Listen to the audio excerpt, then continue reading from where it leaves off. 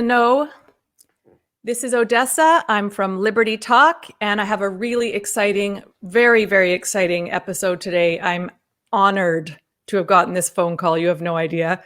And I just want to remind everyone, if this video disappears, please sign up for www.librti.com/Odessa if you want to get straight to my content. But you better sign up soon before all of my episodes start disappearing, because the more we get to the truth, the more they start disappearing.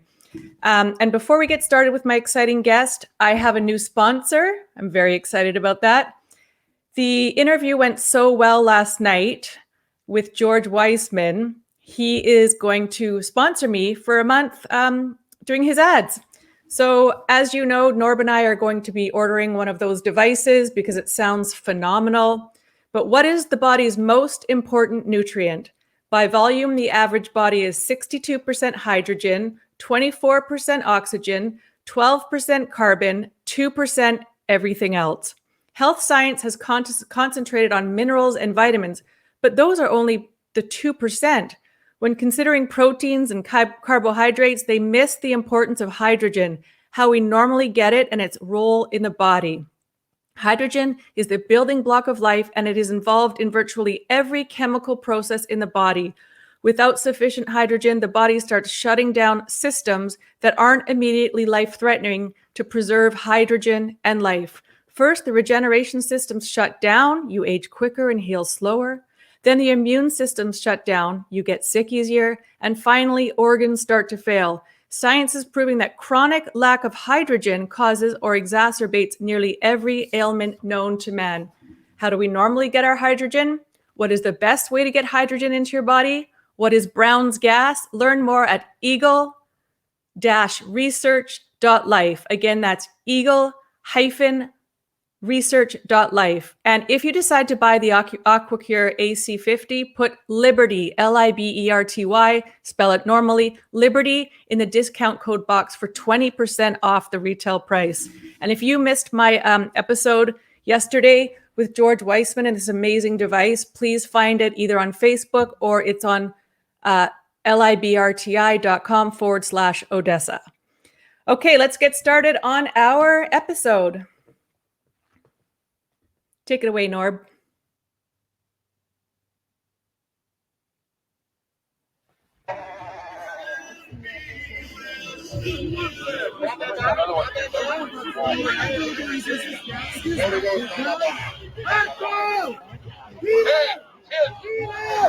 Peter! Hey, call my brother. Call my brother. Call my brother. Peter! Peter! No, guys. This is not. Hey, just don't resist. Do not resist. Do not resist. Let them take you Call away. my brother. Guys, call my brother. Call my brother. Call my brother. No. Why are you kicking me out? Tell me why you're kicking me out. I want to know why you're kicking me out. I want to know why you're kicking me out. No, you're breaking the law. Yes, why are you kicking me out? The guy was Leave him alone. He's one of our guest Why are you speakers. kicking me out? Why are you breaking the law? I am a free citizen. What are you doing? That's my property. Arthur! Peter, go! They're removing me for nothing. Just stop! Tyranny! See me, Gestapo? Have you found yourself? Why are you taking him away? Why are you taking him away? Why? Leave him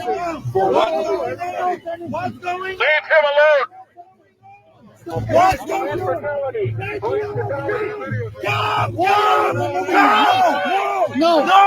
No, you're not allowed to do that. No. Why are you removing me? No. Stand down.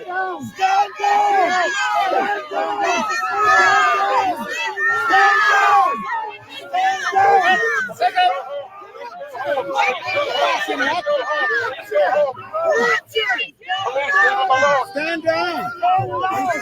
Go get Antifa. They burned down buildings. Go get Antifa. Take an oath?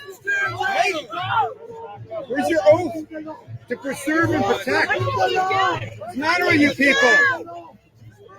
Don't touch me. What did he Don't do? touch Alone, me. you didn't do anything. Arthur!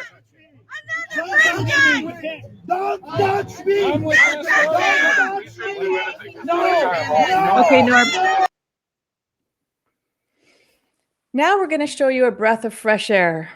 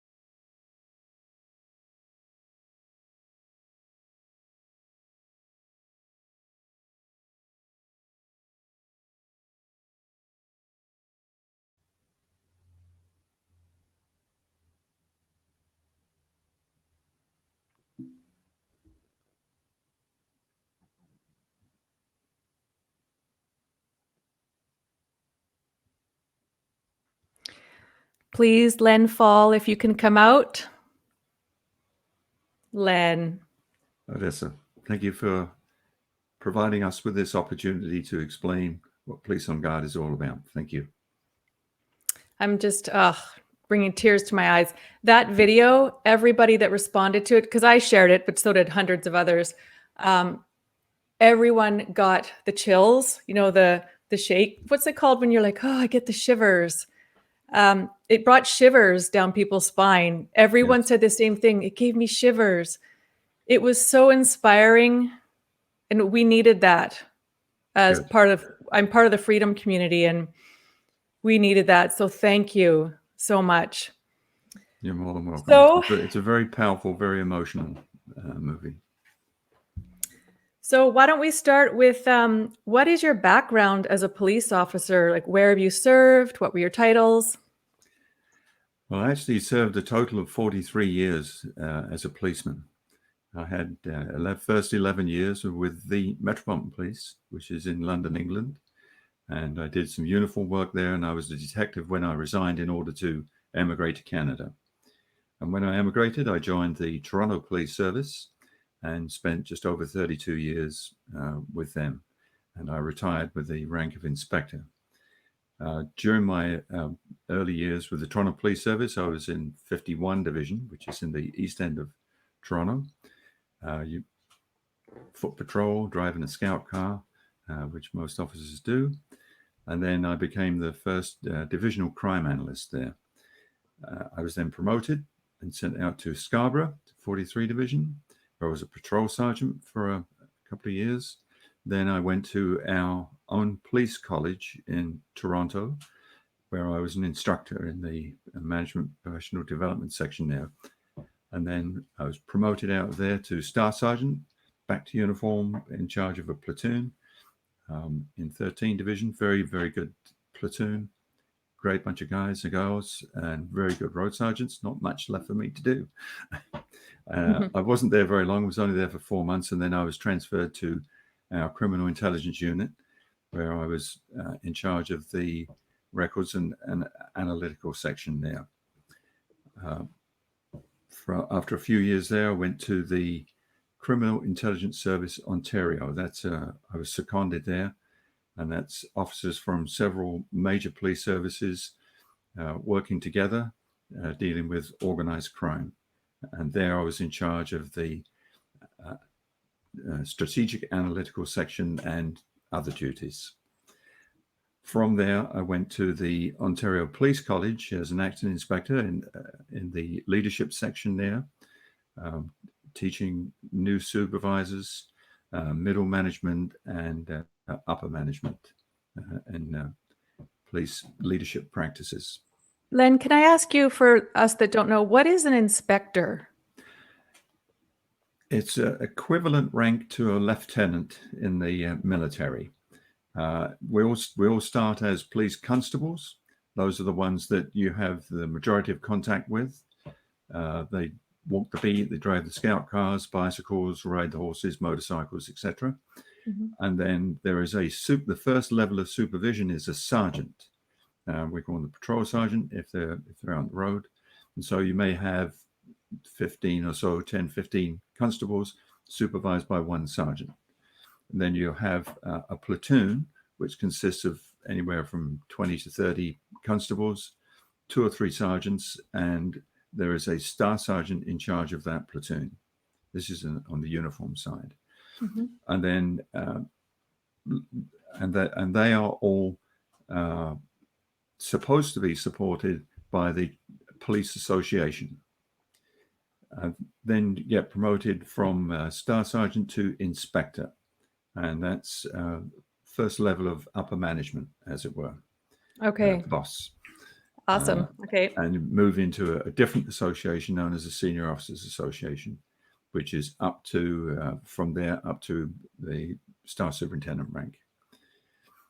So while I was at the Ontario Police College, I was an acting inspector. From there, I was then seconded to what was called the Campbell Project.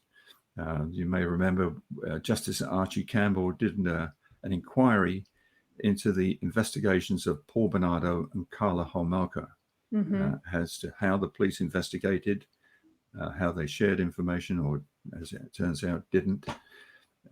And he made a few dozen recommendations, 68 recommendations. And our task on the Campbell Project was to implement those recommendations. So that included reorganizing how information was gathered, how it was stored. We developed a computer database, training, and so on. But in order to make sure all of this was working, we also helped on several predatory and serial homicide investigations around the province. We had to have some practical experience as to how all of this was going to work, and it's still working to this day. And after 4 years there, I was then promoted to inspector. Short time at the duty desk, short time in the employment unit, and then to our professional standards branch. Used to be called internal affairs, but now we refer to it as professional standards. And I was designated as the chief's complaint officer. So every time there was a complaint from a member of the public, it would come to me, come across my desk, and I would then make an investigation myself and then decide where it should be dealt with, whether it was an internal discipline matter or if it should be dealt with by another unit or if criminal charges should be laid in. So that was quite an interesting couple of years there. Well, if you were in... if you had that job right now, you'd need rooms full of complaint letters. You'd have stacks, thousands, but yes. We know you probably wouldn't have let this happen. Well, I would have been a voice in the wilderness, quite frankly, but I would certainly have been a voice. I had been to some of the chiefs that we had there. rarely listened to me, but I was quite prepared to tell it as it really should be done. No qualms about that whatsoever. Well, when did you realize that something's not right going on in Canada? Well, if we go back a year when this so-called pandemic first reached our shores, of course, we had absolutely no idea what the future was going to hold. We did not know what we didn't know. So for our governments to ask us, which they did at the time, to take certain precautions, wear a mask if you're in public or in a store, try social distancing, don't gather in large groups, etc. They asked us to do that, and it seemed reasonable because we didn't know anything about this particular virus, didn't know enough about it. But as time passed and we started gathering hard data about what was happening, even Canadian government data was telling us quite clearly, sadly, who was at risk. It was the elderly, particularly those with comorbidity issues, and more often than not in long-term care homes.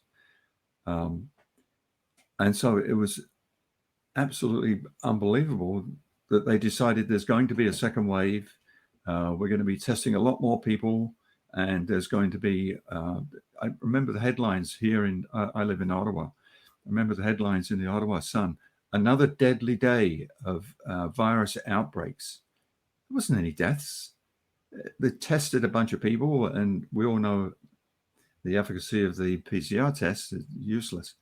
But they decided there's going to be this dreadful wave. Therefore, we have to have yet stricter, more draconian regulations in order to force people not to gather, to force people not to go and see their parents and their grandchildren, force people to stay apart from each other and so on. It was outrageous.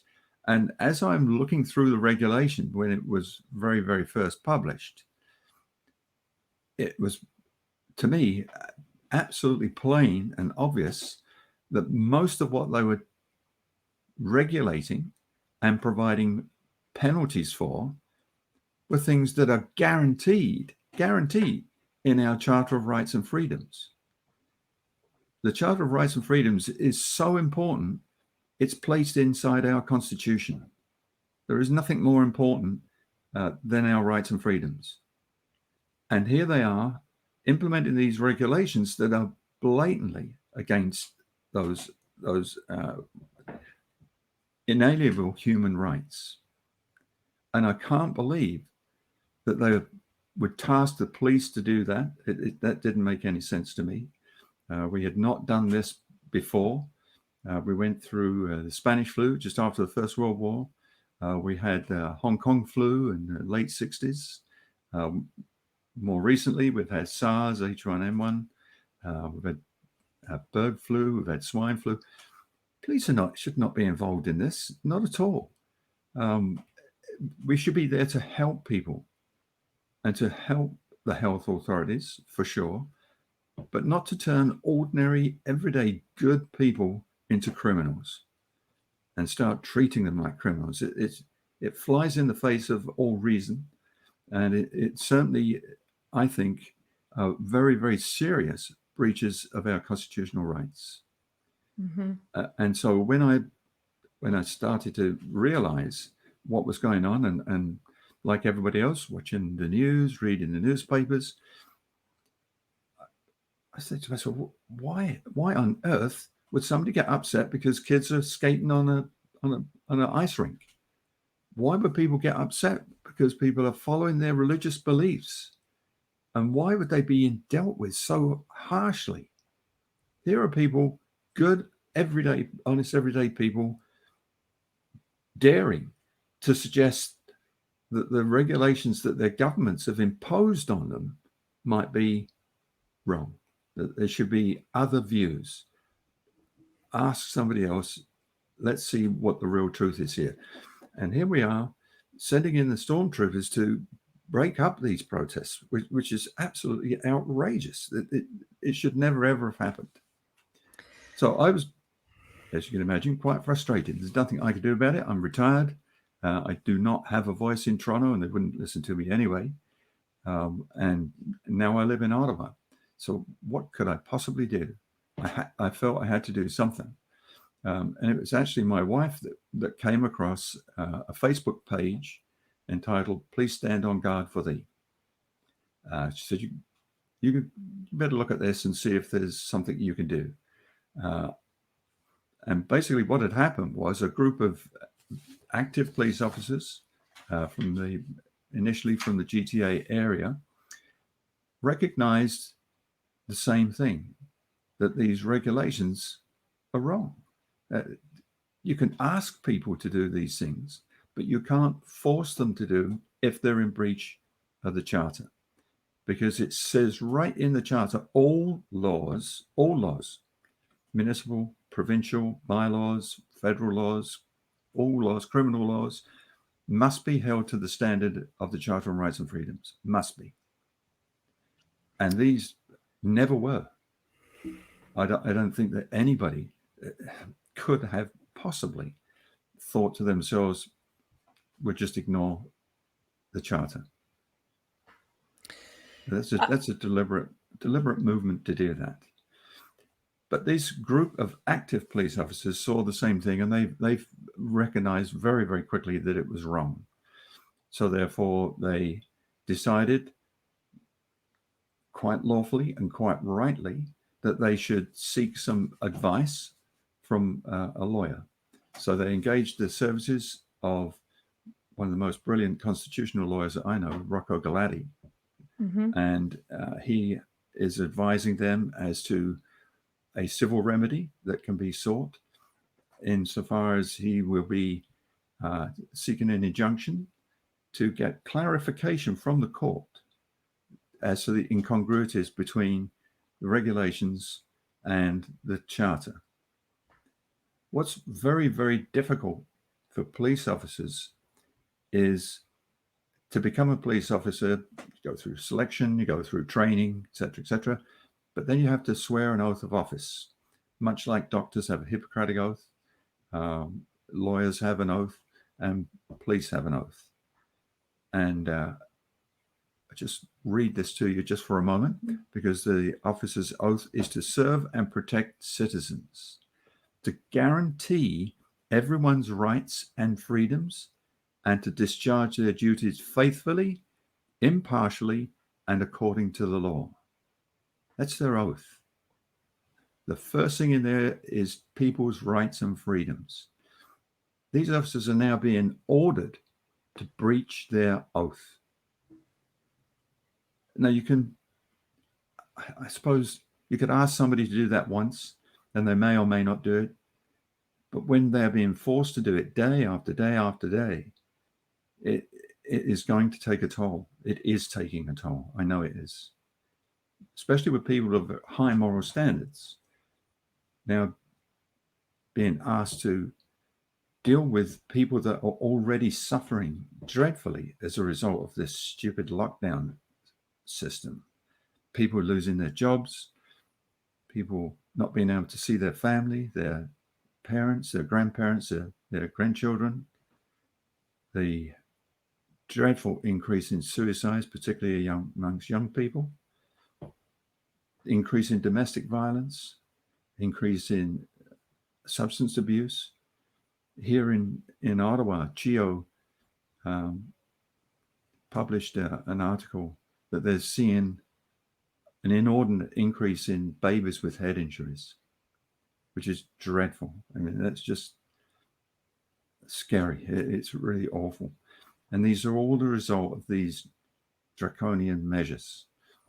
And they take a toll on the police officers, because they're not just enforcing these outrageous regulations, but they're also having to deal with the fallout from all of these lockdown systems.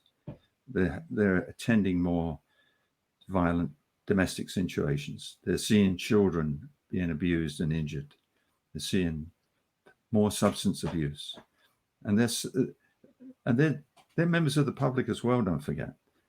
They have friends, they have family, they have children, kids that couldn't go to school. can't see the grandparents. Those children are really, really suffering.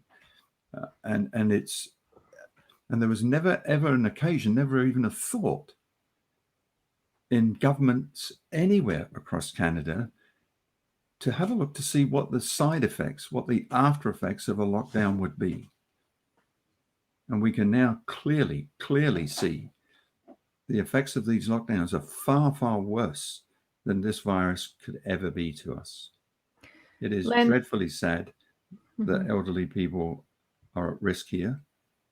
And if our governments had looked at those numbers early on, they could and should have provided a lot more resources to protect those people.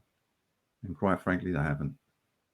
Yeah, the military, as you know, went into the long-term care homes, and they said it was horrific and disgusting. Yes. And I have women friends that work in long-term care as nurses, and they're just shaking their heads. They're just shaking their heads. It's like they don't care about these people. They get no money.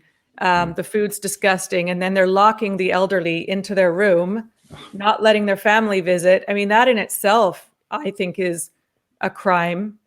Let me ask you something, Len. Let me ask you something. You don't have to answer this if you don't want, because I know the position you're in, and you're trying to do things behind the scenes for all of us. So I respect anything you don't want to answer.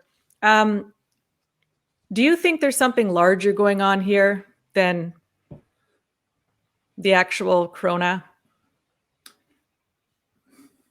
I have to say that the focus of Police on Guard is to concentrate on the upcoming civil litigation, and also at the same time to inform frontline active officers and members of the public as to what their rights and responsibilities are. And as a group, we'll be unable to offer any opinions regarding underlying reasons for what is being done to us. That's not our focus. Our focus is our goals here. Now, having said that, we have retained Rocco Galletti as our constitutional lawyer, and I'm sure you've seen his videos where he has a very firm view as to what's going on. No issue with Mr. Galletti at all. We know Rocco Galletti very well, this community. Yes. So are you talking about the federal case that 7 or 8 people are involved in? Or do you guys have a separate case with the province? There's a federal case. That's okay. There's a federal case. That's okay. I love dogs. It's okay, Len. No worries. Just try. That's okay. I have to apologize. As one of our 3 dogs. She's 17 years old. She's deaf, and she just gets very excited when Mum comes home. And I do apologize. Well, you know what? I owned a dog boarding business, so you're talking to the right person. Yeah. We've had many times where we're like, stop working. So don't worry about that. No, we are. Our injunction would be quite separate from anybody else's, because we're just seeking clarity. We're not trying to say what the government is doing is wrong. We're not trying to say the police shouldn't be doing this. What we're asking for is for a court to say whether what we're being tasked, what the police are being tasked to do, is their responsibility or not. And obviously, in my humble opinion, it's not. Because of our oath, because of the fact that the charter is being blatantly breached, but we are just seeking that clarification. Now, there's also another brilliant lawyer, Rainer Fielmich, who's is a lawyer in Germany and in California, and he has led an intensive investigation for the last several months into this so-called pandemic. And he is now referring to it as the second Nuremberg. This is a crime against humanity. As you know, he has dealt very successfully to shut down the Deutsche Bank, who now refers to as a big criminal organization. He took on Volkswagen when it came to their lying about emission controls. Right. And also now he's dealing with a very large shipping company over bribery and corruption. Mhm. He is a very, very credible lawyer, very credible indeed. And he will doggedly pursue this investigation and get results. Thank goodness. Sorry if I missed you saying if he Canadian or is this No. just worldwide? He is a lawyer, is called to the bar in Germany and in California. Okay, I know who you're talking about. Yes, I've shared those videos. Yes. That's gone viral. He's a well-known guy now. Oh yes, he was well known when he dealt with Deutsche Bank. Followed him since then, and he had a team of brilliant lawyers doing the investigation, and they talked to scientists and doctors and leaders from around the world. This is not a skimpy investigation that he's run. It's a very, very intensive, very extensive investigation. And so you have no idea probably how long it's going to take and when the courts are going to hear him? No. No, sadly, our courts are slowed down because of the ridiculous situation we're in. Everything has been put off, and that's a bad thing because it's affecting genuine criminal investigations. It's affecting genuine civil litigation that needs to be dealt with. But if you listen to Mr. Galati or Mr. Fiumik, basically what they're suggesting is criminal organizations as well. So, but it's going to take a while. The wheels of justice turn slowly. Am I allowed to ask you what you guys are doing behind the scenes? I mean, I wanted to ask you, what is your mission? What is your end goal? And what are you doing behind the scenes? You don't have to just whatever you can answer from that. Certainly. The initial group of active officers decided that they would reach out to other active officers and to members of the public through a Facebook page, as you saw on the screen there, entitled Police on Guard. We will fairly soon, hopefully within the next week or so, have a website up and running as well. Because quite frankly, we're amazed that we haven't been taken off of Facebook. Quite amazed. And yes, we do have a mission statement and some goals that we want to achieve. And perhaps I should explain that they're not just active officers. There's others like me, retired. We also have both active and retired military helping. I like the sounds of that. We have active and retired firefighters, as well as numerous other members of the public, all of whom bring something special to the table that they can help with, whether it be through their business or through learnt skills and so on. We've got a lot of really, really good volunteers, That's amazing. So our mission statement as active and retired police officers is to honor our oath and uphold the Constitution of Canada, and to the best of our abilities, preserve the peace, prevent offences, and discharge other duties as a police officer faithfully, impartially, and according to the law, which is the same oath that we swear to in order to be able to become police officers in the first place. We will certainly, the active officers will certainly continue to serve and protect the public while remaining independent from political influence. And clearly you can see the differences across the country as to what the political influence has been. Yeah, it's so inconsistent. Absolutely is. When you have the mayor of Toronto in a news media gathering saying these people gathering at Dundas Square, what they're doing is wrong. What? the right to gather is right in the charter, right there. Mm-hmm. And if that was so wrong, why is it then that just 3 or 4 weekends ago, there was a group of protesters protesting the lockdown measures that were Yeah. being incredibly firmly, and I use that word under advisement, dealt with. Yeah, at the very same time, there was another protest in another part of Toronto, Save the Foundry, which is a wonderful thing for these people to be trying to do, to preserve a historic building. They were there protesting. They weren't social distancing. They weren't wearing masks. They were there exercising their right to protest. And where was the Toronto police? Nowhere in sight. Well, do you want to hear something even worse? I was so glad I saw this. Rebel News just put out an episode that in Toronto, very, very soon after they arrested a whole bunch of people who are anti-lockdown, or how about pro-Charter of Rights, Right. the Tamil Tigers, when I looked up what that is, because according to Rebel, they're a terrorist group, but I Googled it just in case. And they're connected to a terrorist group. This is not my opinion. I went on Google and CBC talked about the Tamil Tigers and that they say it's connected to terrorism.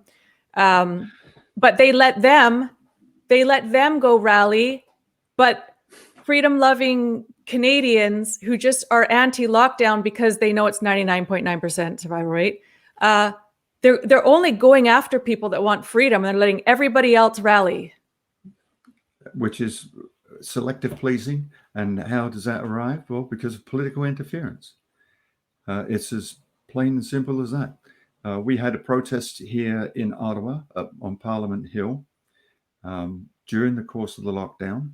My wife was at it. I was not. But we were waiting with bated breath to see how they would be dealt with. Mm-hmm. Now, Parliament Hill, the policing there, in quotation marks, is the responsibility of the Parliamentary Protective Services. They're a uniform organization brought about by federal legislation. They are, for all intents and purposes, police officers for parliamentary buildings. And this came after that domestic terrorist that shot and killed a soldier at the Cenotaph, and then went into the Parliament buildings. However, they were there at the protest in uniform. There was one on the gate letting people in. And then during the course of the protest, they mingled with the crowd. They talked professionally and politely with people. And they were there to make sure that everybody was safe. Mm-hmm. No tickets handed out, nobody being arrested, nobody being told to disperse. They just did exactly what they were supposed to do, and that's make sure the event went peacefully and everybody was safe. The Ottawa Police Service had a couple of vans. I don't know how many officers were in the vans. They were out on Wellington. And I talked to Staff Sergeant Kenny from their events planning section at the Ottawa Police Service. And he told me that the only time they would go onto the hill is if the Parliamentary Protective Services asked them to go up there to back them up. Right. And Okay. he said, other than that, it's in our policies that everybody has the right to protest. Mm-hmm. That's Everybody. good. And we honor that right. If there is an issue in relation to the lockdown measures, it's the bylaw officers that deal with it, and the police will go to, again, back them up if they feel there's a need. There's also a presence, obviously, in Parliament of uniformed RCMP officers. They were nowhere to be seen because there was just there was a large group of people, a few hundred people, explaining that they did not think the government had the right to do what they're doing. There was a young teenager there talking about suicides amongst their friends. There were other people talking about vaccine and quarantines and so on. And it was just a very, very good peaceful demonstration policed properly. Can I tell you something that's going on here in our news in Vancouver? I guess it's probably everywhere. I'm quite sure probably Toronto's doing this. So the Vancouver Police Department, I was telling the woman that called me from your group, they're quite different than other provinces or cities. The VPD here has been unbelievable. They allow us to go and do, God, there's probably 3 a week with all these different groups. They allow us to I hate using that word. So we go do the freedom rallies. There's lots of YouTubers there. The big ones have about 1,500 to 2,000. Our biggest was 3,000. And what's happened is our mainstream news, so Global TV, CBC, and City TV, and what's the other one? CTV. They have started shaming the VPD with their reporting.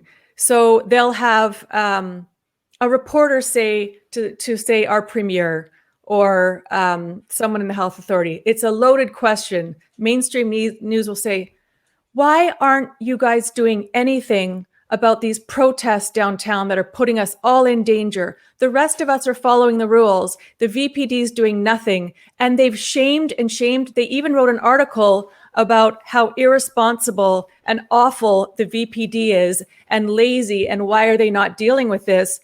So our health authority, we know for a fact, Bonnie Henry, she told them to ticket us, fine us, and drag you to jail if you're not going to comply. But the VPD, they made a statement. The head guy, whoever that is, you'd know. It's called the chief of police. Yeah, we call him head guy. He made a statement because they're just being battered in the news, and he said, "I'm paraphrasing. We've looked at the seriousness of this sickness. We've also looked at the Charter of Rights and Freedoms, and we're balancing both based on statistics," is what he was trying to say. Mm-hmm. And so we don't feel right now that there's a reason to not let them. And that was basically what he said. And we appreciate that. And we thank the Vancouver Police Department every time we go down and say, thank you so much for not being like Toronto. But they're just going hard. And then about a week ago, our premier came on TV, Horgan. They showed one of the rallies, and he said, stop doing these protests.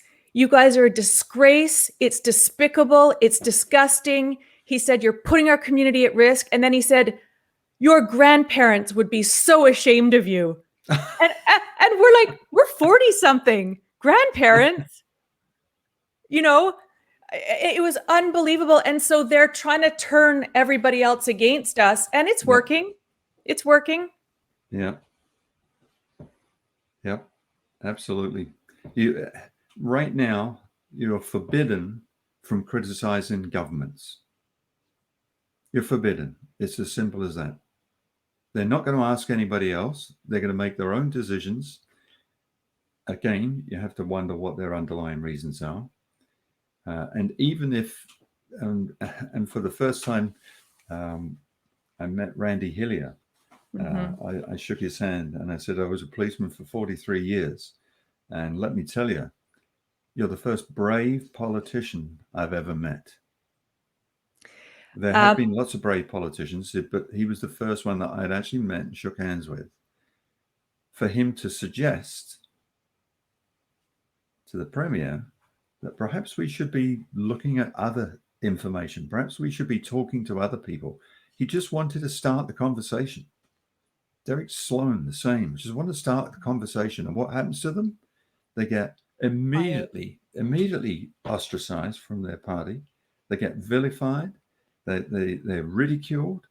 And all they're asking is for you to consider other sources of information. Sorry. Say, even if you only look at Stats Canada, If you don't look anywhere else, it's as plain as a nose on your face what the situation is. Well, we've been trying to tell our friends and family that in our freedom community for a year now. Yeah. You led me to ask, have you guys formed any kind of affiliation with the Freedom Coalition that Derek Sloan is in? Michael Thiessen runs it. Have you guys talked? Because they're on the same page as you, the ex-politicians, and now they have MLAs and all that are still in government. Have you talked to them? Yes, we are associated to the Professionals Against Lockdown movement, which is the umbrella organization, if you like, of all us. That's the mother hen of all us little chicks. Okay. And we're pretty small in the big scale of things. However, we're the ones that deal with the public on a day-to-day basis. I think we have an incredible relationship with our public here in Canada. Probably amongst the best in the world, certainly amongst the best I've ever enjoyed. Mm-hmm. And what these outrageous regulations and the dreadful way that they're being enforced is causing is a breakdown between the police and the public. And we cannot afford to have that division. In order to fight this, we have to remain united. We have to. Mm-hmm. As I said earlier, we're just ordinary people as well. We are members of the public, and we struggle through these lockdown situations because we want to see our grandchildren. We want to see our friends. I'm retired. I have 5 grandchildren. I want to see them. I want to be with them. I don't know how much longer I've got left, so I want to spend as much time as I can with them. I've got a large group of friends. We haven't met face-to-face in over a year. They're all retired, and they're in the same position I am. Why don't you guys just choose a house and go? Right now, I don't think any of them would support what I'm doing. What about your grandchildren? I mean, I hope you're not following these dumb, illegal rules. I hope you're seeing. No. My kids are supporting me 100% with this. They do not believe in these lockdowns either. They're all very, very well educated, have excellent positions in their employment, and they're quite capable of seeing exactly what the situation is for themselves. They're smart kids. Smart kids in 30s and 40s with their children. And I think of one of my grandchildren, Leo in particular. He was suffering dreadfully not being able to go to school. I mean, he really was. They live on a farm. There's no neighbors nearby with kids his age. And he missed the social side of being at school. Mm-hmm. And I could see it really was taking a toll on him. It really was. And that's just one personal incident. But it's difficult to get the message across. So what these group of brave police officers and the police on guard for thee are trying to do is to reach out to the public as well.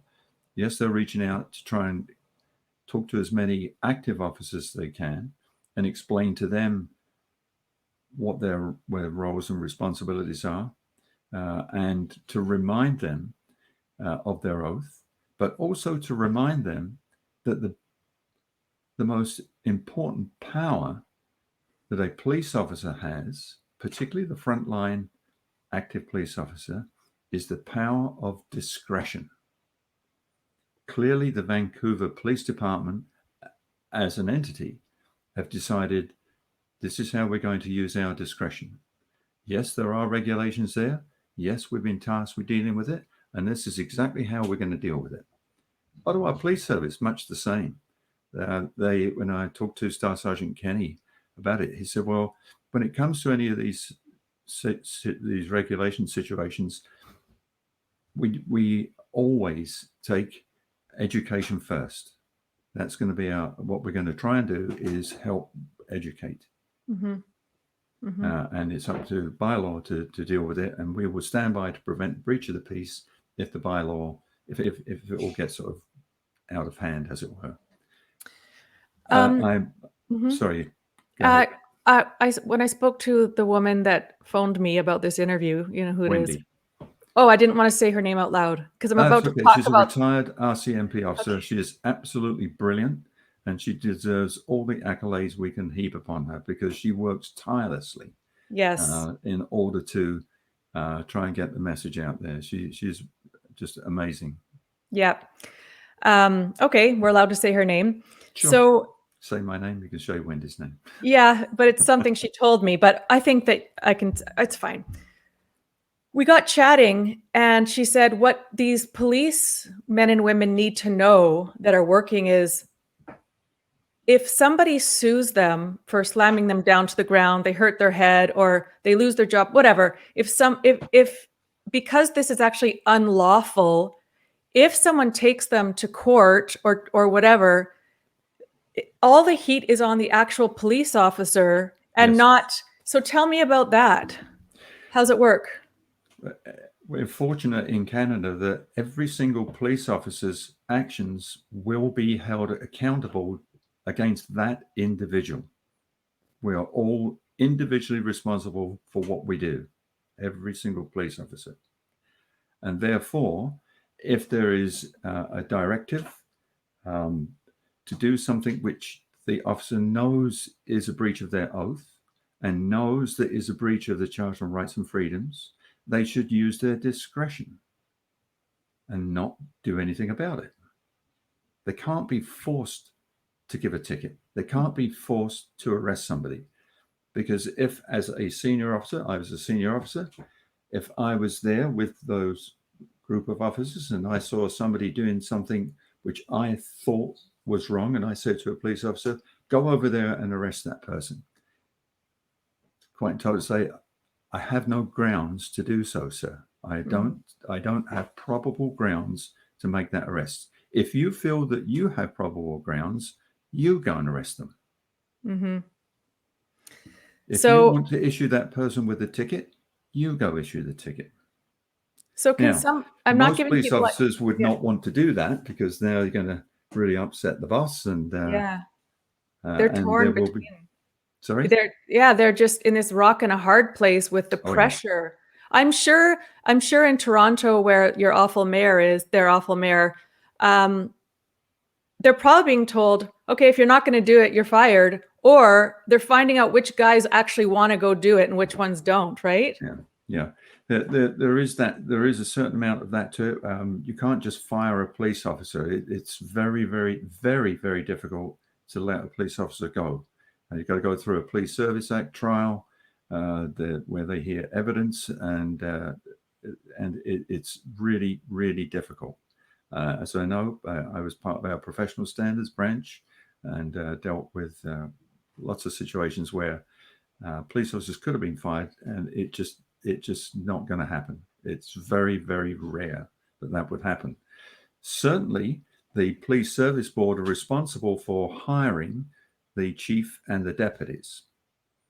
And in Toronto, Jim Raymer is the acting chief because they have yet to select who the new chief would be. So if Jim Raymer wants to be the chief and the mayor says to Jim, get out there and crack some heads, what's Jim got to do? He wants the job. I'm not saying that has happened, but I'd be amazed if it didn't. Similarly, you think about what happened when the lockdown first started here in Ontario, the most recent one. Our mayor in Ottawa, Jim Watson, had the effrontery to remind the premier that the province is split up into zones for health purposes, and in our zone, our numbers are going down. There is nothing to indicate that a lockdown here is necessary or will work. And of course, the premier immediately vilified him, dumped all over him, had the effrontery at a press conference in Montreal to say, I don't want hordes, that's his word, not mine, hordes of Quebecers flooding into Ottawa. I love Quebecers, I love them, but I don't want hordes of them flooding into Ottawa. How ignorant, how absolutely unbelievably ignorant of the man to not know that our city here, Ottawa, consists of 3 cities: Ottawa, Hull, and Gatineau. It's just a river going down the middle. We've all got friends and family on both sides of the river. Many, many people that live in Gatineau and Hull work in Ottawa. We've got lots of federal government buildings, got provincial government buildings. We've got 2 beautiful universities. Most of the big stores are here in Ottawa. And if you look at any of our construction sites, and we've got a lot of construction going on, we're putting in a new light rapid transit system. So there's lots of construction, both east and west, taking place. The building of houses is just never ending. And if you look at every single car that's parked anywhere near these constructions, the vast majority of them are going to have Quebec plates on. This is where people come to work. Yeah. And to not know that told me how little he knows or cares about the capital of his country. Yeah. The way he dealt with our mayor was just unbelievable. It was ignorant, in my humble opinion. And I think you should apologize to Jim, because Jim was right. And Jim was right to stand up for his city. And as we can see, what's reflected in the way that Ottawa Police Service are not stomping all over protesters, no matter what they're protesting, they're supportive. Well, the people are our community. Big things are starting to happen, but I want to let you know before I tell you about. Do you know about the lawsuit with the churches downtown Vancouver? Yes. Yeah, that's so. In the first day at the lawsuit, the good side said to the bad side, or the judge said, okay, so the good side had done their science, I believe, shown it to say there's no reason. And then they asked the person representing the health authority, Bonnie Henry, to show their science, and they didn't bring any. They didn't have any. And it took the churches to sue as to why you can sit in a bar or you can go to Science World or everything else, restaurants, schools, buses are packed, but you can't open the churches. Like she's been so horrible to the churches. And you know what she came on TV and said? I am above the Charter of Rights and Freedoms because we're an emergency. And they keep renewing the Emergency Act, Len, so that they can get away with this atrocity going around. She actually said, I'm above the charter. And then, of course, the news, after showing our rallies, repeated that as well. Nobody, I don't care whether you're the Prime Minister or the Premier or some doctor. Is she a doctor? She is, I don't know. Well, yeah, she's a globalist. But anyways. Nobody's above the charter. And the charter is there to protect people from the government. That was why Pierre Elliott Trudeau, familiar name, Pierre Elliott Trudeau had it entrenched in the Constitution, because he knew that when we patriated our Constitution in 1982 from the UK, that we would be a strong democracy. And when you have a strong democracy, you must protect the people from the government, because we are strong. Do you know much about the Bill of Rights? In our community, people go back and forth as to which one's more valid. Do you know much about the Bill of Rights? Yeah, the Bill of Rights basically says much the same as the Charter, but the Charter is law. This is what we refer to as the premier law of the land. Every other piece of legislation must be tested against the Charter. Even within many of the emergency measures laws, certainly the federal level and many of the provincial levels, it says right in those emergency measures, that everything done must be measured against the Charter. Yep. And here we go. Nothing was measured against the Charter. The Charter was totally ignored. Preston Manning, it was an MLA leader of a particular party, and he wrote a very, very long, detailed, interesting letter to the federal attorney general saying, why aren't you telling the provinces that they are breaching the charter? It was ignored because it was not within the agenda of where they're going. You know what's happening, Len, and we're realizing this. The only good movement we're getting is by literally taking them to court. Yes. Just like in BC, where the churches were begging, Bonnie. They were begging to open. Ignored, didn't return one letter. Then they had to go to court. And now she went on TV. I'm just saying, just because you can see how we have to use the court system. Absolutely. And she came on TV yesterday or the day before, knowing that court is not going well for them.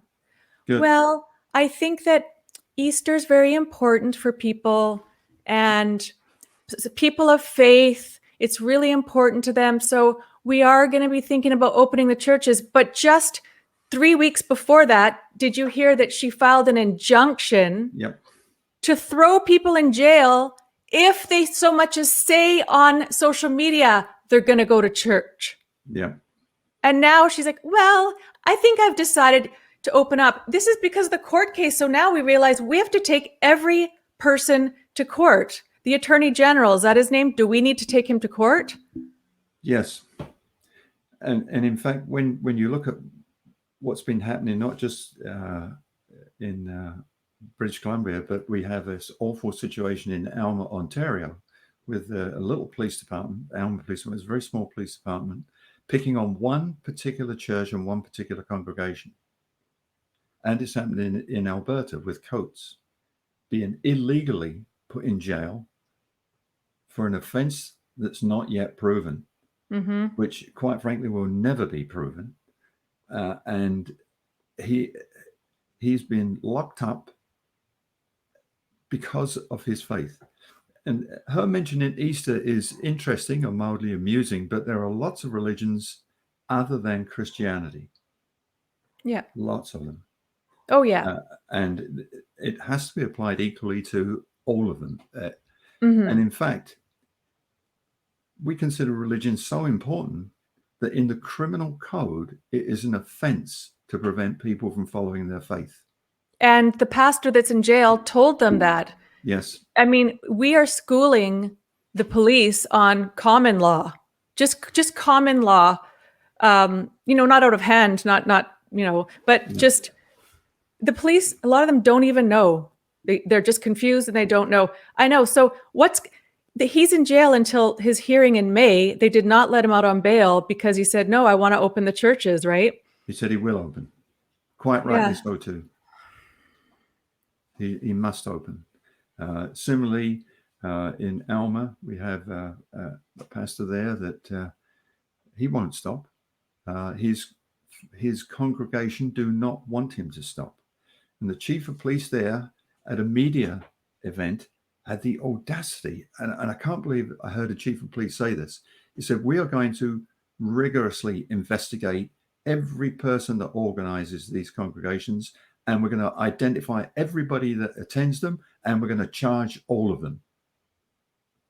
Now, Len, if that actually went to court, I believe it won't hold up, only because the gossip I'm hearing, and it's true gossip, is that these tickets and fines people are getting that go fight them, they're all getting tossed out. To date, all of them have been tossed out. So what about this $500,000 fine if you go to court and they are going to charge you criminally? What will happen in court? The Crowns are withdrawing them. And they know the reason they're withdrawing is because they don't want a hearing. They don't want a trial. They don't want a judge to say, this is what you're doing is unlawful. They don't want a judge to say that. So they're withdrawn. So it's like there's no contest involved in it at all. Now, what concerns me is if we just back up just a moment, we talked about it being a criminal code offense to prevent people from following their religion. You know, it's also a criminal code offense to prevent people from protesting. So those officers that are arresting people at a protest, it's not just a moral jeopardy that they're facing between their oath and what they're doing. There's not just a risk of having a complaint laid against them. It's not just the risk of being sued civilly and losing an awful lot of money.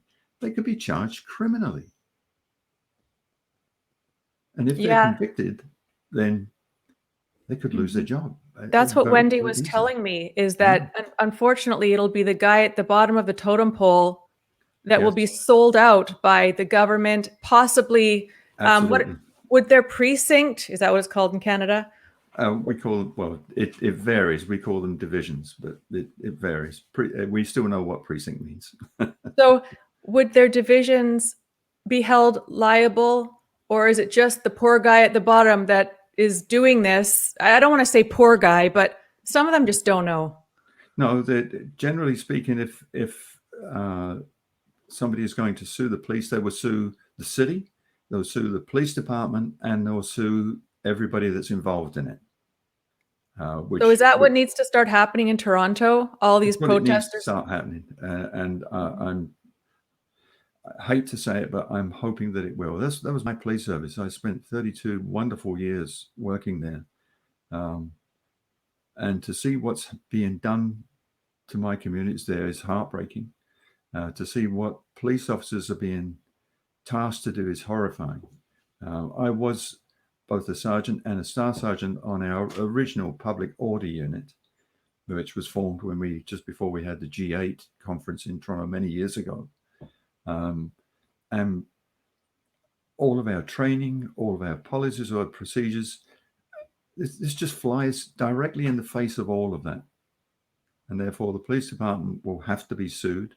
And unfortunately, all those officers that were directly involved, and they're all liable. And that's just tragic. Do you think what it needs is for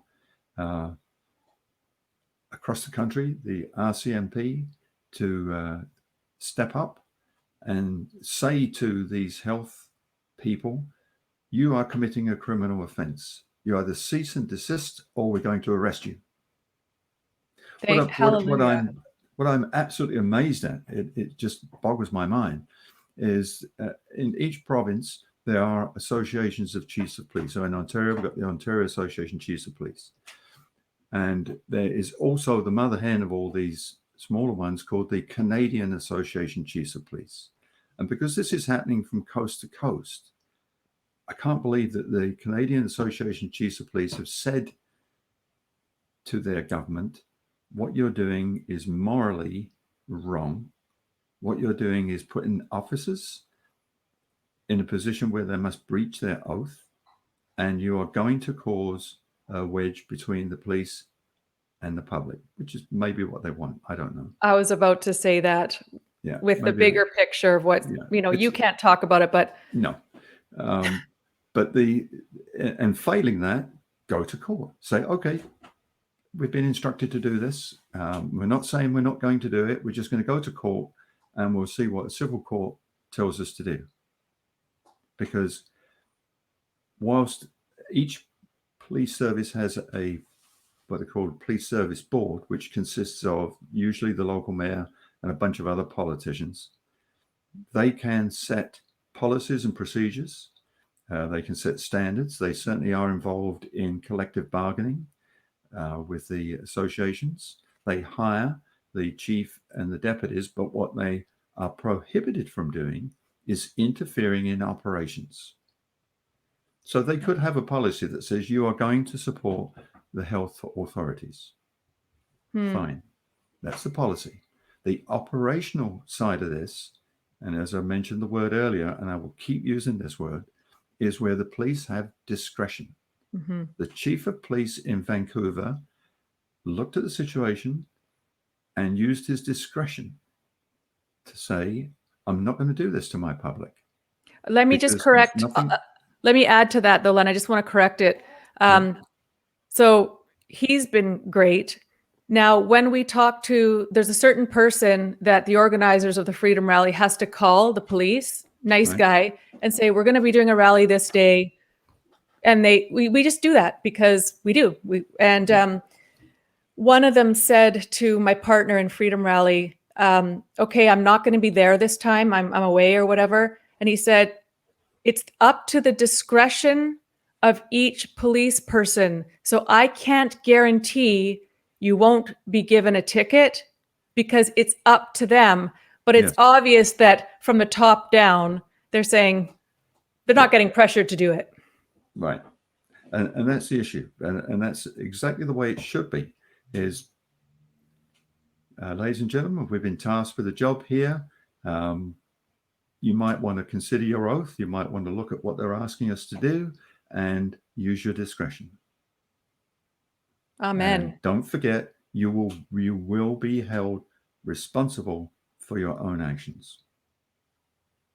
And if it's placed to officers, these are smart people. Again, the selection process that they have to go through to become a police officer is really intrusive. It's incredibly in-depth. I worked in our employment unit for 6 months, responsible for hiring uniform officers. I know what's involved.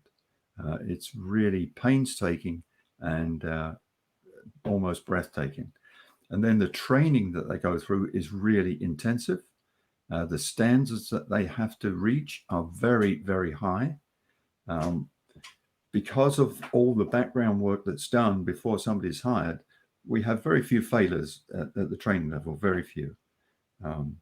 Most of the younger people that are coming to us today already have a degree from a university or from a college certificate from a secondary college. And they are smart people. So if it's explained to them, we've got a job to do, but don't forget your oath and look at the situation. Don't forget what the criminal code says about religion and what it says about protests, and think about your liability. Use your discretion. It's easy to follow then. Len, we need you to come back and get out of retirement. I have a question. Because we're live right now, I have a question from Adrian. She says, I'm assuming the mayor doesn't have anything to do with the RCMP, though. People are confused. RCMP is like this whole separate thing. So in Vancouver, we have the police department, but as soon as you get into the suburbs like Surrey, it's RCMP. Okay, and they are still guided by the equivalent to a police service board. They have a contract with that local community. That's how, other than in the territories, where police are in a province and the RCMP are in a province and they're policing, it is under contract. And part of that contract is they have a police service board, much the same as municipal and regional policing. Do they do the oath? Do they swear the oath? Yes, they do. RCMP, yes, they do. Absolutely. And we have seen, again, it's just mind-boggling. We've seen in Calgary vicious, aggressive policing. We've seen in Edmonton, insane aggressive policing in Quebec, going into people's houses and dragging out seniors. I know. I saw that. Oh, it's just. I honestly don't know. I don't know how those individual police officers can go home at the end of their shift and look in a mirror and feel good about what they did that day. So, Len, here is a problem that, not a problem. Somebody who's doing the BC lawsuit here, I fundraise. I'm a fundraiser for the British Columbia lawsuit, suing Bonnie and like 5 others. So I fundraise for Action for Canada. Do you know Action for Canada? I've heard of it, yes. Okay, I want to hook you guys up. So they're using Rocco as well. So I'm fundraising for Rocco's. Well, I was fundraising. I need to get back on it. Bad me. Yikes. What was the point? Okay, so Tanya said, I think it was Tanya that told me this. It could have been another woman. The word she got from the police that she knows in VPD is, and actually across Canada, it was across Canada, 50% of the police think this is a pandemic and 50% don't. So those that are going might actually think they're really doing a favor for Canadians and their health. So that's the problem. And then it's up to us truthers to let the 50% know that think it is, to tell them, no, go look at the CDC. No, watch these videos. No, do you understand? There's so many whistleblowers. The problem is some of them still believe it. And that is where you guys have to tell them to look at the statistics and tell them something bigger is going on. Because if we can get them to realize it's not, I think that's the key. Yes, very much so. And that's part of what the Police on Guard for Thee are striving to do, is to reach as many active officers as we can. And we're hearing that, as you say, 50-50, we're probably close to the tipping point. We really are. Again, going back several months, police were just told, go out and do this. I know in Toronto, the Toronto Police Association, who are supposed to support their members, actually, they sought legal advice. They won't tell me who they sought it from. They won't tell me what the results of that legal advice was. But what they say is, we are satisfied that our officers are safe. Well, they're not. They're not safe. And I tried explaining this to their president. I said, you may well have got some legal advice that would tell you basically anything you want to tell them, and they take your money. But I'm telling you now, after my years in professional standards, they're not safe. They are at risk. Yeah, from being sued. Yeah, yes. But that tipping point, I think, is being reached. We're starting to hear more often across the country where our group, the Police on Guard for Thee group, is being talked about in the locker rooms, being talked about in cafeterias, being talked about on parade. And as a matter of fact, a senior officer in one of the GTA police services outside of Toronto did us a favor. He went on to parade, and that's at the beginning of the shift where all the officers are given their details. He went on parade and said, you may have heard of this group, Police on Guard for Thee.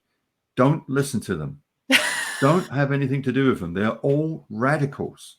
Oh, I've never thought of myself as a radical, actually. Never. Yes, you don't seem like one. And I don't know many radicals that would hire a constitutional lawyer. But he did us a favor, because what's going to happen now is those officers in the room that had never heard of us, they'll say, I wonder who they are. I'm going to have a look when I get home. Yeah. And they will. And they'll start reading, and they'll start educating themselves. And we've had them reach out to us and say, are you guys legit? Like, are you real? Are you actually doing this? Are you going to go to civil court? I mean, I'm retired, so it's no skin off my nose, but I am a signatory to the injunction, as are those very brave active officers. And I understand your reluctance to mention Wendy by name, but she is retired, so she's safe. But those officers that are still active, we have to protect their identities. Yes. Because we know darn well that as soon as their services see that they have gone public with any of this, there's going to be reprisals. Oh, yeah, definitely. And so we must get the injunction underway. We are going to try, the same as we did in Toronto a number of years ago with the Jane Doe case, to keep the plaintiffs' names secure. Good. If the judge will allow that, then that's what will happen, is they will remain secure. And what these officers have very bravely said is, if the judge orders that our names must be shown on there, then so be it. Yeah. We will stand up. Oh, wow. You guys are heroes. Well, they are. Yeah. But Canada needs them. Canada needs them. Very, very much so. But we also need the public. We can't do this without the public. As I mentioned before, we are members of the public. So Robert Peel in 1829, when he started the Metropolitan Police, being the first organized police service, he coined the phrase, the police are the public and the public are the police.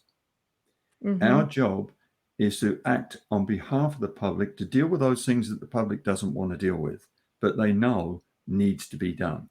Mm-hmm. But we're still members of the public. And without public consent, we can't do our job. It's really as simple as that. And nothing has changed in all those years since the formation of the Metropolitan Police. And it's a credo that we certainly live by in Western society, that we must enjoy the relationship with our public.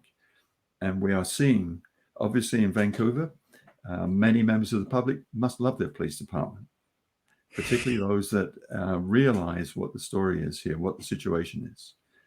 In Toronto, years and years and years of hard work to identify and work with particularly marginalized communities is all for naught. It takes a moment to lose that trust and to lose that relationship. And I hate to say it, but it's lost. And it's not lost just within the people that are out there exercising their rights.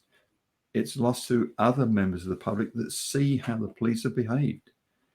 Roman Barber, who was another brave politician, he has always said that his police service, because he's a member in Toronto, his police service are the most sympathetic, the most empathetic people he's ever come across with. And now that I see what they're doing, it's heartbreaking. It's destroying what took years to establish, and it's gone in a heartbeat. Yeah. And again, it's happening in small areas, and then we see other areas. And don't forget the video of the OPP officer when he was sent to the Toboggan Hill to flush everybody away from there because there were too many people gathering. He took one look at it, jumped on a sled, slid down the hill, and wiped out at the bottom. I thought that was just a very, very good example of community policing. Well, Len, they need to do that. They need to do it to balance it out, so that we think, well, some police are standing up for us on their oath and some aren't. He had to balance out that awful hockey thing that lady did. Yes, dreadful, absolutely dreadful. So, Len, what can we do as YouTubers, although I'm knocked off YouTube right now, as alternative media people? What can we do for you? What can the citizens do for you? Residents, I want to call them, actually, common law. What can we do to help you guys? Well, we need to spread the message. We need to spread the word.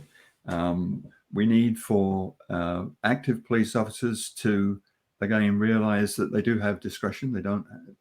They must follow lawful orders. They must do. But at the same time, they must not follow unlawful orders.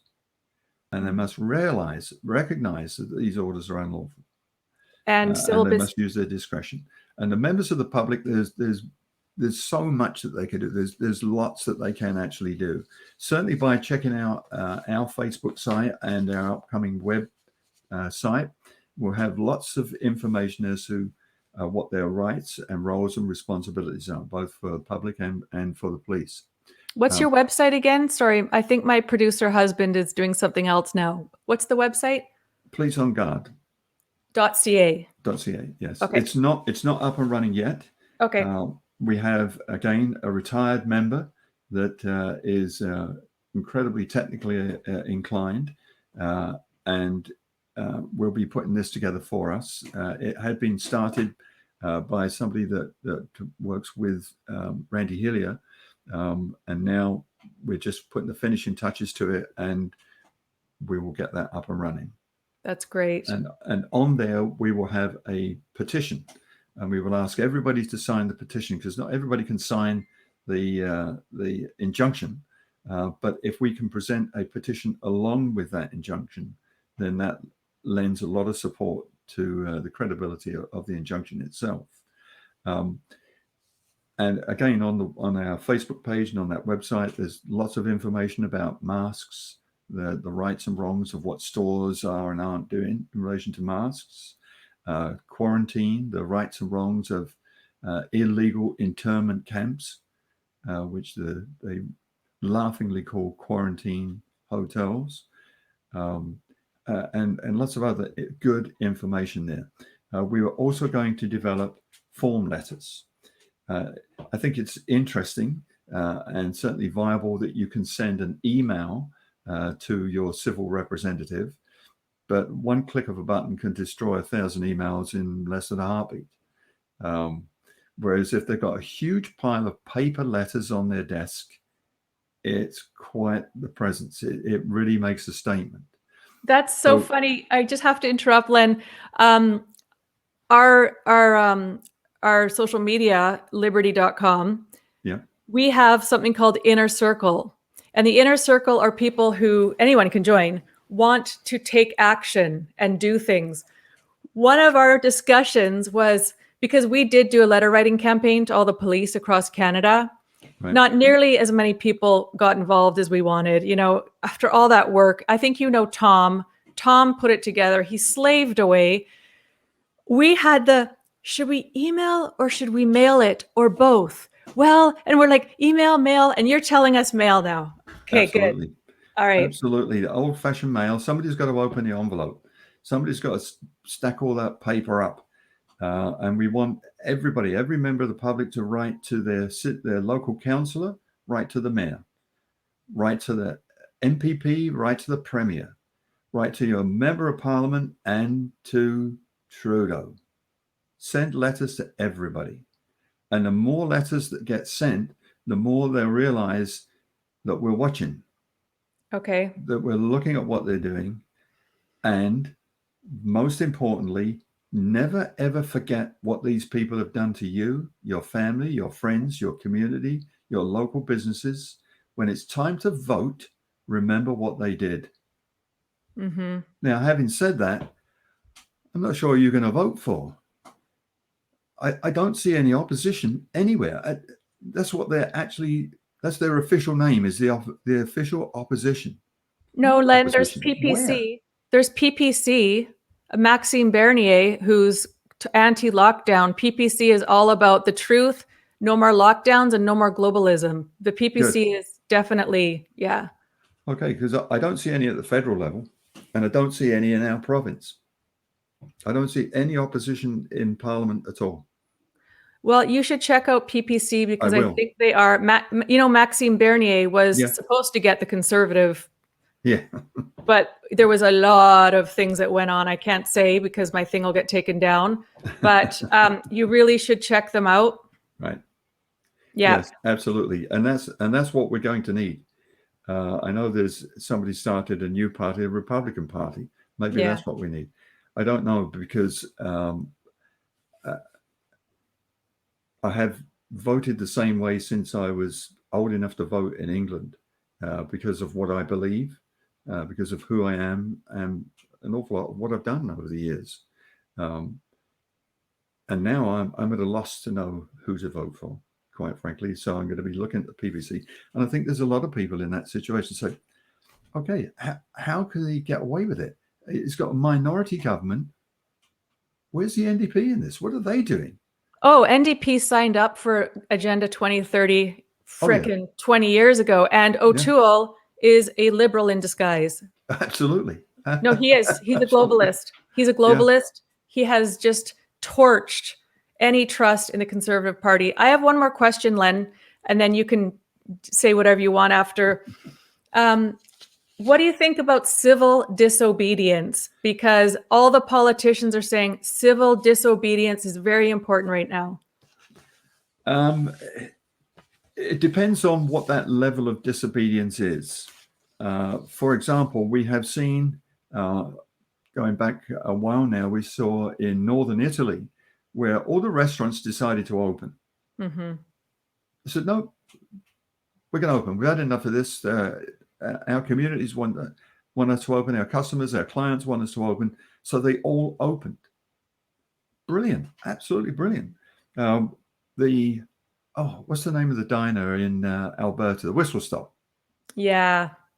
Okay. He's a hero. They were just on the cusp of doing to him the same they did to Coates. Mm-hmm. They were right there, just on the cusp of it, and they blinked. And they said, okay, maybe we won't seek an injunction to shut you down, and we won't have you thrown in jail. Not only that, they withdrew every ticket that they'd given him. Why was that? Because they know they were going to lose. Get to court, you're going to lose. And my heart goes out to Pastor Coates. I wish I was close enough to be part of his congregation. It's just a long way from here. But he will win. He will win. Right is on his side. There's no issue there whatsoever. And protesting, Len? We love protesting. Absolutely. Peaceful, lawful protests. We need people out in huge numbers. Bring your family, bring your friends, bring the kids, bring the grandparents. We need everybody out peacefully. And if there are officers there, and if they wish to be confrontational, you take a step back, you speak quietly, you speak politely, and you remain calm. And ask the officer, why? Why are you telling me to do this? Why are you asking me my name? What is it that I'm doing wrong? And if you do that very quietly, very politely, very calmly, it will disarm the most officious of the officers. It will. Okay. And people yes, we people do get very protests. heated with anger. People get really heated with anger because they can't believe this is happening. I do know Kellyanne and a few others in Toronto that there are Facebook friends that got arrested.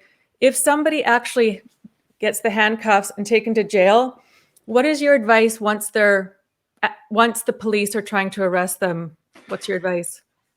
Again, remain calm and just say, no, I'm not going to tell you my name or my address or anything. Once they're under arrest, then they must do so. And that's what these police officers have been doing. They've been using a sledgehammer to try and crack a tiny little walnut. Thinking about what we were talking about earlier on in relation to these tickets being withdrawn. One of the things that I am going to be looking at, and I've discussed this with the group and everybody's on side with this, we're going to be looking at which crowns in which jurisdictions are withdrawing and under what circumstances and how often. And if we can see a pattern here of all the, as I think is going to happen, is none of these tickets will be heard at a trial. The police themselves will know, the frontline active officers will know that these summonses are being withdrawn. They know that if they issue another ticket, it's not going to go anywhere. Therefore, what they are undertaking is yet another criminal offense called malicious prosecution. If you know that the information you're going to lay is not going to go anywhere, then you shouldn't lay it. If you know that that ticket is not going to be heard, you shouldn't be issuing it. Well, Len, do you want to hear something interesting? On two different occasions, one was in Quebec, the police were being so pressured. The WHO actually got involved in that one. And they had sent some goons, but the police who didn't want a ticket said this, here's a ticket, I spelt your name wrong. Here's a ticket, your address might not be right, or whatever. And then others are going, here's a ticket, you can fight it. You don't have to, basically going here, but you don't have to, that's how desperate they are to play both sides. Yeah. As opposed to just using their discretion and not issuing it in the first place. Yep. There's nothing wrong. No, I mean, times I did this as a constable myself, where saw a driver making an error in judgment whilst driving. You stop them, you speak to them, and you just advise them, pay more attention. Look around you. Stop talking. This is before it was illegal to talk on the phone. Stop talking on the phone. Stop eating that sandwich. Just, wait until it's a safe time to do these things. And you just talk to them and explain to them. Just one of the wonderful things about living in Canada, one of the amazing things about being in our culture is how compliant Canadians are.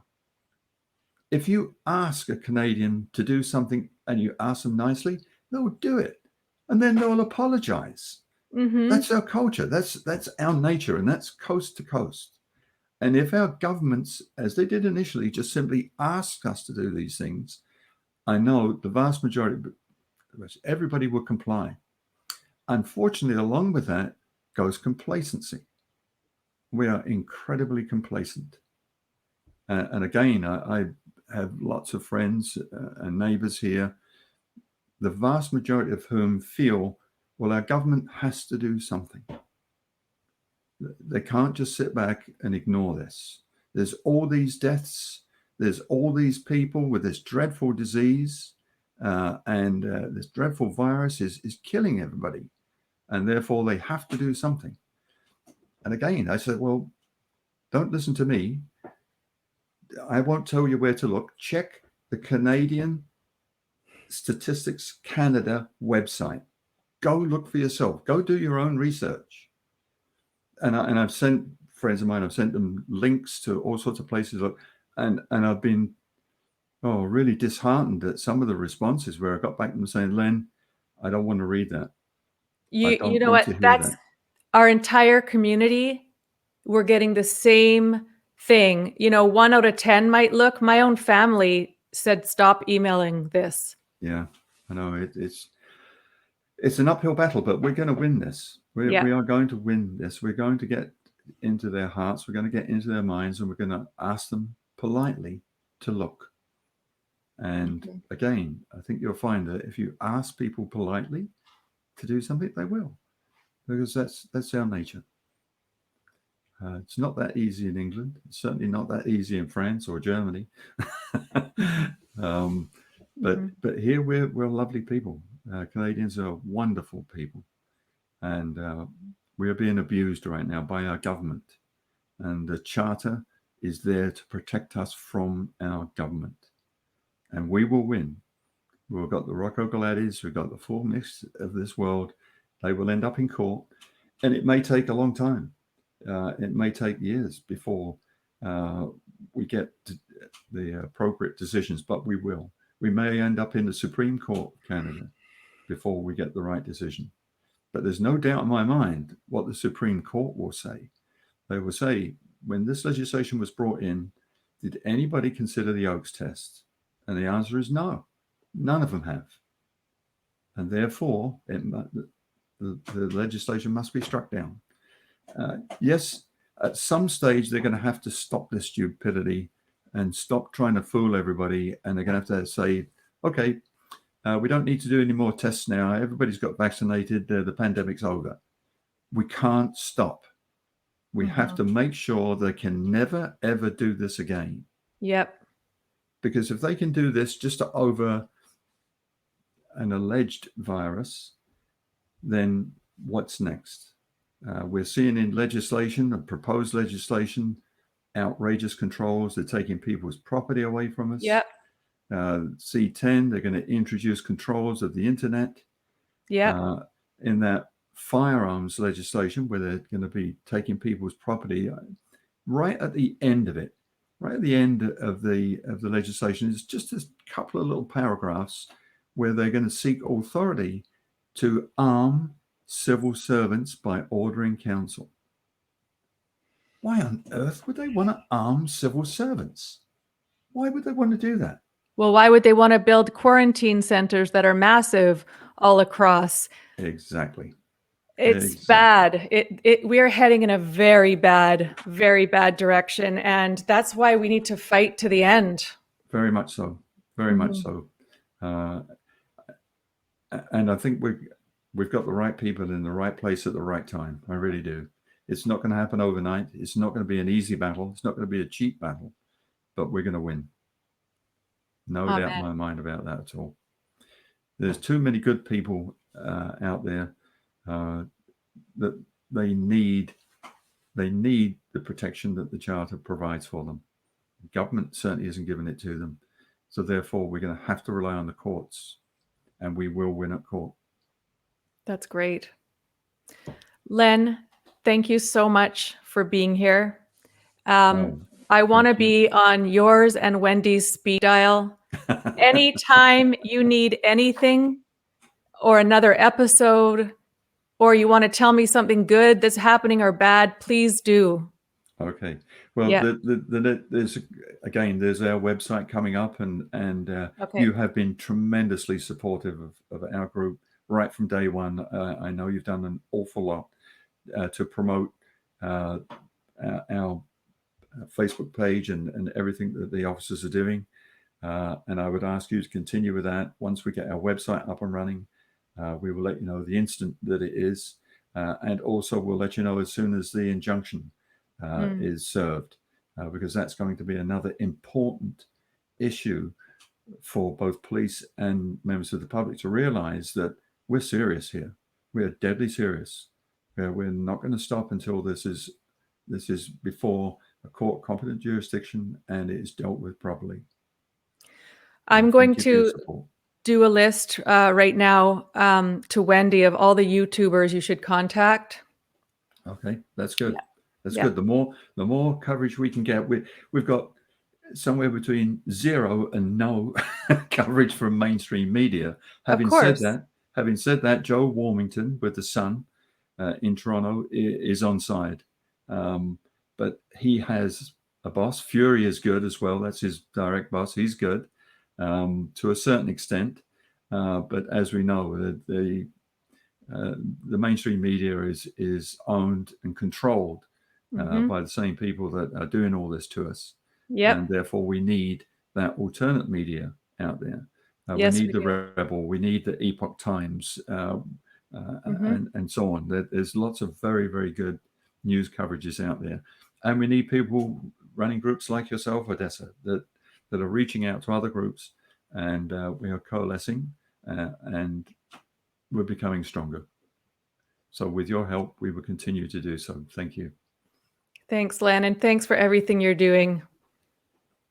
Yeah, okay, we'll talk soon. Good bunch of guys and girls, and it's a pleasure. It's an honor working with them, and it's an honor representing them. Thank you. Okay, we'll talk soon. Okay, thank you. Bye now. Okay, bye. I don't know if Norb's still here.